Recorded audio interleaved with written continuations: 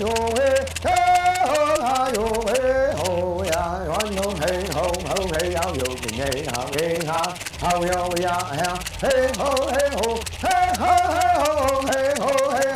hi, one, yo, hey, ho, hey, how yo, hey, how yo, yeah, yeah, yo, hey, ho, hi, yo, hey, yeah, ho, hi, yo, hey, ho, yeah, one, no, hey, ho, hey, how yo, how yo, yeah, hey, ho, hey, ho, hey, ho, hey, ho, hey, ho, hi, one, yo, hey, one, no, hey, ho, hey, how yo, how yo, yeah, yeah, hey, and the crowd goes wild.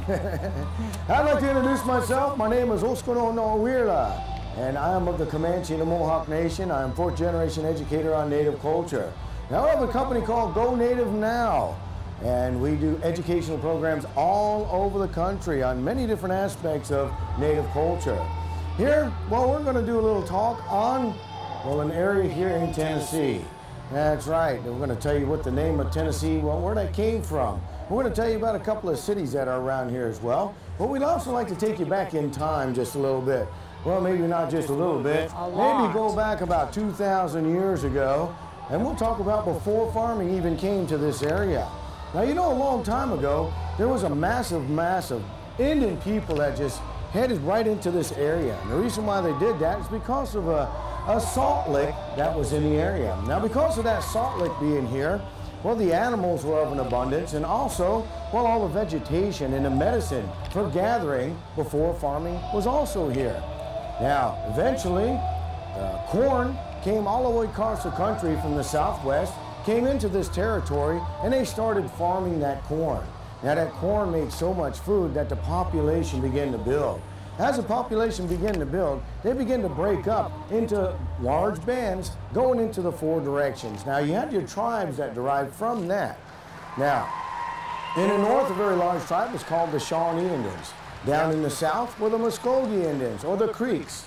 To the east were the Cherokees, and to the west, well, that was the Chickasaw Indians. Now, there are other tribes that are in there as well, but those are the three large tribes that were in the area. Now, when farming came to us, well, our whole way of life changed. But even back in the day, the men's role and the women's role were very important to the people. The women's role was very important because they were the ones that kept us healthy. They did the gathering and the foraging. They took care of the children. They made the clothing and so on. Well, the men, well, we did the hunting. And we were the ones that were protecting the village. Right now, I'd like to introduce to you a young lady. Her name is Topsana. And she'd like to talk a little bit about the woman's role, the women's perspective of living in an encampment or village way back when, as opposed to farming life. Exactly. Like he said, women's role was very important. Technically, the men did the dangerous work and the women did the safe work. Women did all the gathering, the raising of the children, taking care of the village life, while the men were off going into battle and doing the large game hunting. Now, this society happened to be a matriarchal society. That meant that the women were in charge. So the men would marry into the women's clan, and there would be a clan mother. And the men would end up going into her household and being with her family. So the clan mother was in charge, and you dare not cross the clan mother. Oh, no. That's right. With our gathering abilities, the women had to know what to gather out in the wild and how to take care of their families. Typically, you were married between age of 13 to 15. Of course, life expectancy wasn't quite as long as it is nowadays, but the women were typically married by about the age of 15, and you had to know what to do to take care of your family. We did not have books. We did not have teachers or schools to go to. We learned from our families, and things were passed down from generation to generation by the mothers and the grandmothers and your aunties. So this is the way that we learned our daily life and things that we needed to know. For example, if you've heard of the ships coming over and having scurvy, well, scurvy was caused due to a lack of vitamin C. And without vitamin C, you get a vitamin C deficiency, and that was simply cured when the ships came over. The Native Americans made them a tea out of the juniper berries. Juniper berries have a high vitamin C content. Brew some juniper berry tea, and if you weren't too far gone with the scurvy, then you were able to treat the scurvy with the tea. Little also has some pine needle in his hands. 1 cup of green pine needle tea gathered will have 5 times more vitamin C than a whole lemon in 1 serving. So that was your everyday cough and cold preventative. That was something that would keep you healthy and keep you from getting sick. The pine cone on here, when green, those pine cones can be split open and you can get the pine nuts out of those. They are full of food. You can buy pine nuts in the store today, but you can simply gather these in the wild. Oh, don't be eating it like that. Of course, if the squirrels get to it first, guys, then you can always hunt the squirrels and have squirrels and pine nuts to eat. Little also has some mushrooms here. Now, we don't recommend that you gather ground mushrooms. There are over 200 poisonous varieties in North America and over 10 deadly ones. You would want to gather these. These are sulfur or shelf mushrooms, and these grow directly on the trees, not at ground level. They are currently doing cancer and AIDS research on these particular types of mushrooms, so you can see just how healthy they are. This happens to be a turkey tail. You can see how that's fanned out like a turkey tail. And then this one is a hen of the woods or artist mushroom. There's many different types, all known to be edible. Of course, don't just take my word for it or my family's word for it. We'd like for you to just get a taste that your whole world out there is a medicine cabinet, a natural medicine cabinet, but I'd like for you to investigate even further and do some studies of your own. Little has a gourd container here. Now these gourd containers, these were used as our original Tupperware containers. And we also use these to cook in and to store all of our food in. Now you wouldn't throw these seeds away. This would have been your first form of agriculture that came to the area. Just simply putting a few seeds of things that grew out in the wild a little closer to the home life. And also, these are great medicine, guys. If you happen to catch an intestinal parasite, you simply roast these gourd seeds and then you would take these and eat them. That helps to expel intestinal parasites. So there's some good medicine for you as well. Everybody have a magnolia tree in your backyard? Hate those little seed pods you run over, but magnolia tree itself, you can make an antiseptic wash out of the leaves. You can also take the bark of the tree and you can brew that into a tea to help treat rheumatoid arthritis. That helps to help with arthritis, aches, and pains. Oh, we have some good nuts here. We have hickory nuts and acorns and pecans. Now, nuts were gathered depending on where you lived in the country. This was an edible food source. Of course, you had to leach the tannic acid out of some of these nuts. Some of these nuts have a high tannic acid level, would make you sick to your stomach. Leaching process takes about 24 hours. Simply crack it open, take the nut meat out, and then you would soak it and take the water and change it 5 or 6 times over a 24-hour period. These were roasted and then ground by your mortar and pestle, and this made your original forms of flour. We didn't have the flour like you buy in the store today. We call that reservation flour. It came in during the reservation period. You would make that out of things in the wild. Cattail roots were also used and roasted and ground into flour. The yucca root, that's also roasted and ground into flour. If you use yucca raw, the root to that plant makes a soap. So there was a lot of things in nature that you could use. We have some other berries and things that would be gathered in the wild. Tomatoes, those were a Native American plant, but the settlers were afraid to eat those. They thought they were poisonous and wouldn't touch a tomato for over 100 years. So that was something else. Here's the prickly pear cactus. Prickly pear cactus, if you roast this, stick it in a fire just like you're roasting a pepper, it is fully edible. The fruit pod is edible as well. This is also used for good medicine. You notice there's a piece missing? Well, you can take a piece of that cactus off. If you have a wound, put that directly on the wound and it does stop bleeding, doesn't it, Little? Yes, it does. Yes, he had a little accident the other day and it helped to stop the bleeding on one of his hands that he hurt. We got into farming about 1,800 years ago, like Little said. The farming itself, corn came across from the New Mexico territory as we started trading. Original corn was a very small variety. It was a grass seed. Corn was normally grown from a grass seed, so it was very small. The corn you have today are hybrid corns, and they've took many, many years of pollination to get to where you've gotten that. So corn was also used. Our original planting methods, one of them was called a slash and burn. That is where you cut the field to the ground, wait a few weeks, put that on fire, and then till that into the soil. That made the soil nice and rich for planting. Little has some original planting tools here. Here's a rake that's made from a deer antler, simply tied on a stick. Makes a good rake. Yeah, he's pretty good at this too. Men and women did share in the farming, so that was something that was a shared work. This is an original artifact that Little has here, and this is a flint hoe, and this would be simply used to dig the ground up. There you go. And after you would dig that ground up, you would mound that into a mound. Sometimes you would put a fish in the bottom, sometimes not, just depending on what you were doing. And you would take that stick called a koa stick. This is simply a stick that has been fire hardened on the end, and that stick was used for planting, kept you from having to bend over so much. Poke a hole in the ground.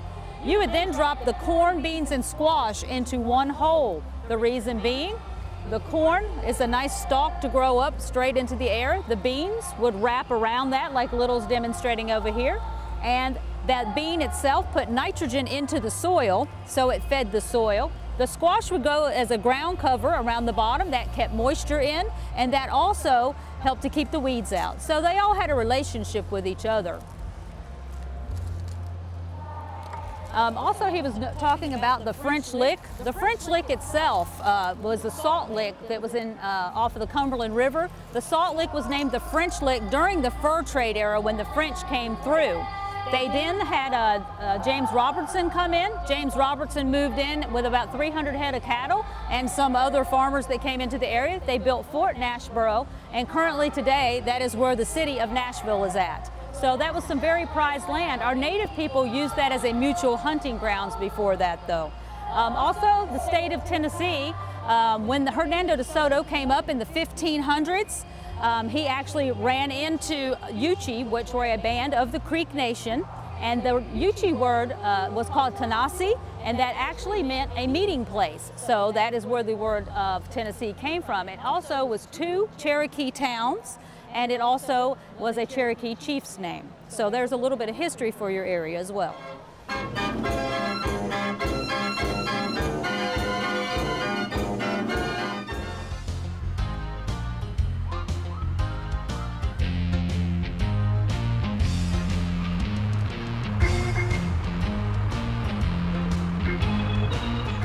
It's school time. Let's keep Williamson County school children safe. I'm Lieutenant Steve Dunning with the Williamson County Sheriff's Office. Keep these things in mind for the school year. If you travel through school zones, allow extra time in the mornings and afternoons. During the first few days of school, expect more traffic because more parents will be taking their children to school. Yellow flashing lights in school zones operate 30 minutes before school starts until 30 minutes after school starts. In the afternoon, those yellow lights start flashing 30 minutes before school is out and continue to flash 30 minutes after the school day is over. Posted speed limits may vary from school to school. Watch for children walking to school. Do not pass a school bus with its red stop sign extended. It could cost you up to $200 in fines. Remember, slow down in the school zones and let's keep Williamson County school children safe.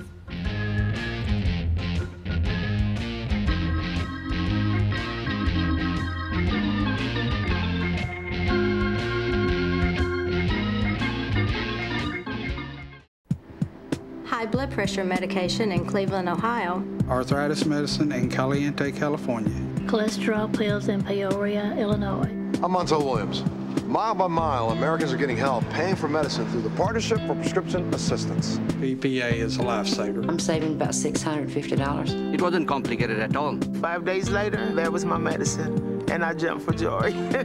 If you need help, you don't have to wait for the bus to get on board. Just call 1-888-4PPA now to see if you may qualify. A trained specialist will help you apply. Just tell them the names of the medicine you take. You could get them free or nearly free. With the PPA, I can take my medicine daily. I would like to thank them 100 times, 1,000 times, 1,000,000 times. I've always heard where there's a will, there's a way, and I think this was our way. So whether you're in Morgantown, West Virginia, or Bangor, Maine, call this free service at 1-888-4PPA now. The Partnership for Prescription Assistance, on the road to helping you.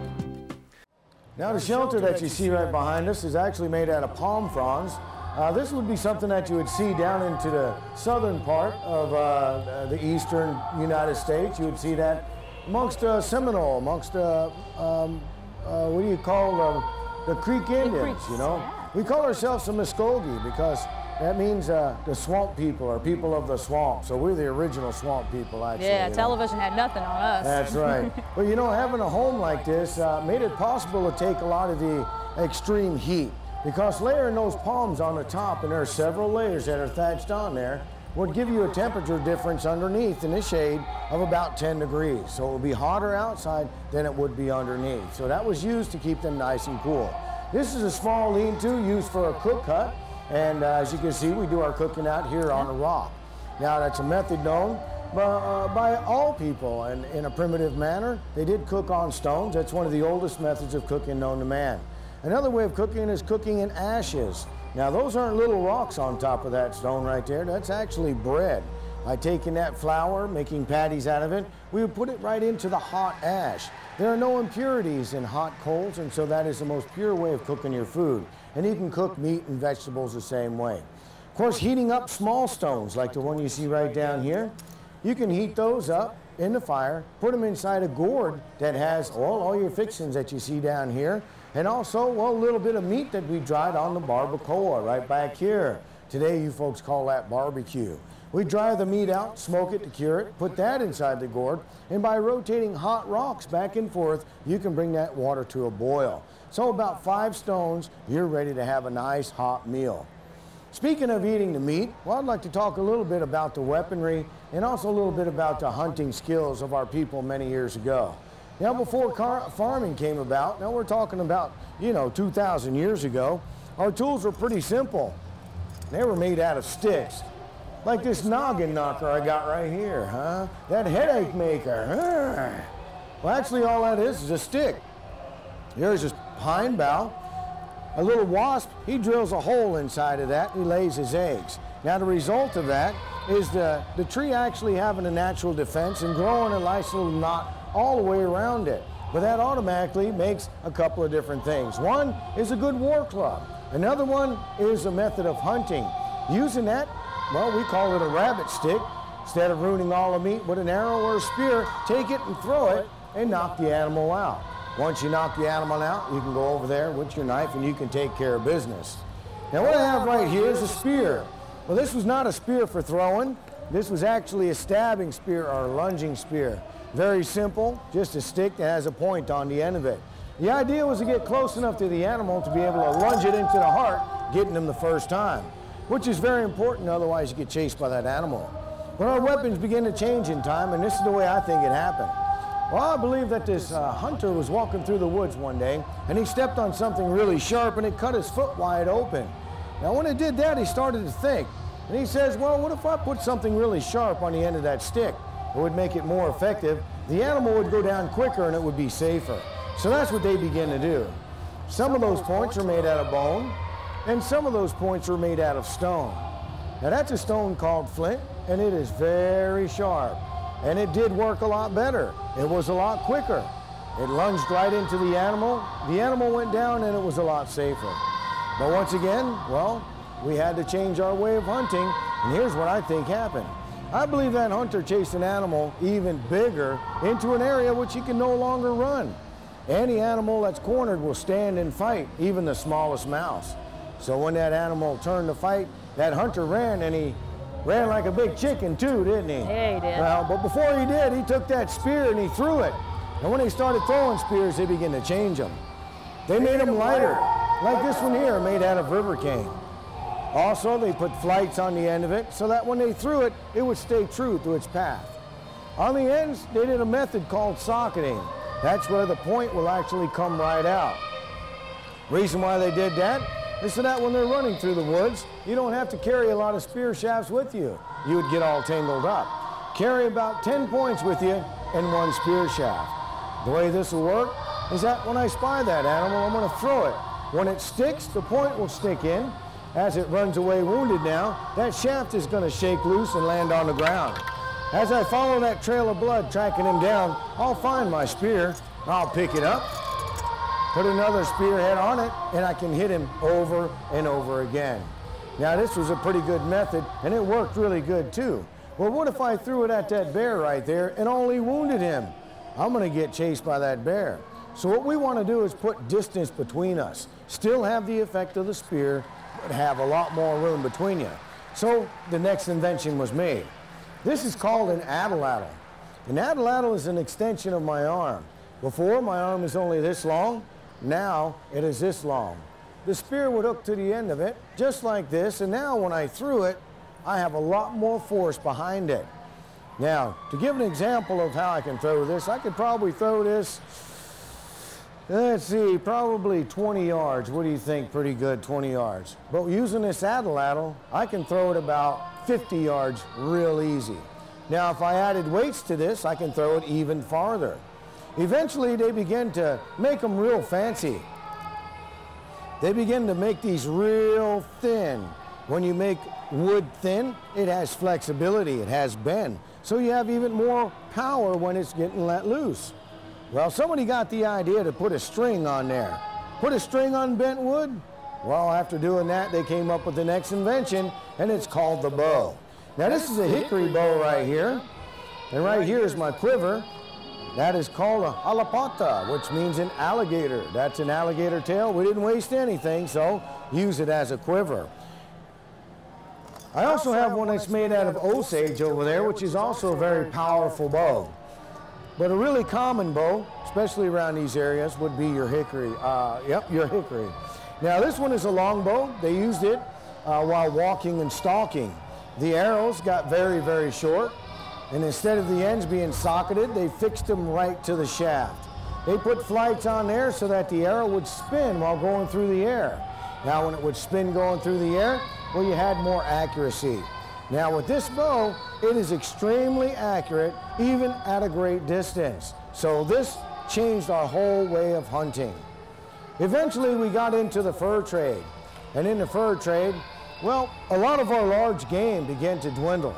No more the deer were running free in the woods. Now we had to rely on smaller animals. That fur trade took all of our bucks, didn't it? It did. As a matter of fact, that's where you get your money, your idea of calling money a buck, because that was what our money was. There's a real buck right there on the ground. If I want to use that to trade, I can trade many of those bucks to get things made out of metal, like a metal knife or even a metal tomahawk. Those last a long time.